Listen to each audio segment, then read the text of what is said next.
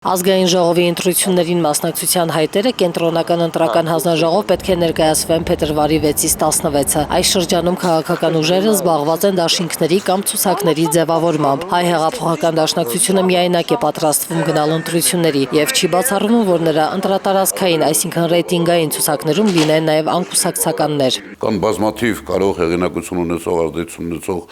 մեր մտածողությունը կիսող, մեր արժեքները կիսող մարդիկ, բանակցություն են ընթանում են, քննարկումներ ընթանում են, հաշվում ենք, չափում ենք, կշռում ենք, որտեղ ով ինչ ռեսուրս կարող է ունենալ, ինչպես կարող է օգնել։ Վարդան Օսկանյանի գլխավորած համախմբում կուսակցությունում վստահեցնում են, թե ռեյտինգային ցուցակներում ընդգրկվելու են հանրությանը հայտնի մարդիկ։ Հայաստանը փոքր է եւ ցանկացած տարածքում կան մարդիկ, ովքեր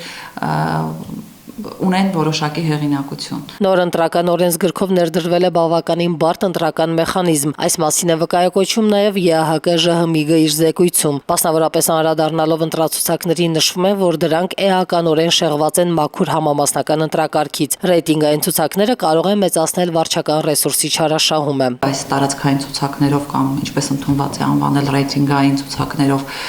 ուրեմն համակարգը ոչնչացնում է քաղաքական ընտրությունների գաղափարը։ Այլևս գնալու է պայքար անձերի, այլևս գնալու է պայքար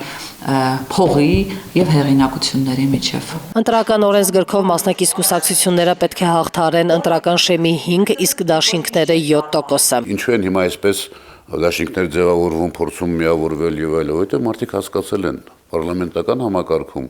այն ուժերը, ովքեր վաղը ներկայացրել են խորհրդարանում, ուղղակի դուրս են մնալու հետագա մրցակցությունից։ Խոշորացում է գնալու քաղաքական ուժերի։ Իդեպ ԵԱՀԿ-ԺՀՄԻԳ իր զեկույցում առաջարկում է, որ ապրիլի 2-ի խորհրդարանական ընտրությունները դիտարկվեն ԵԱՀԿ դիտորդական առաքելության 24 երկարաժամկետ, իսկ բուն ընտրությունների օրը 250 կարճաժամկետ դիտորդների կողմից։ Սա իհարկե հնարավոր է Հայաստանի իշխանությունների պաշտոնական հրավերի պարագայում։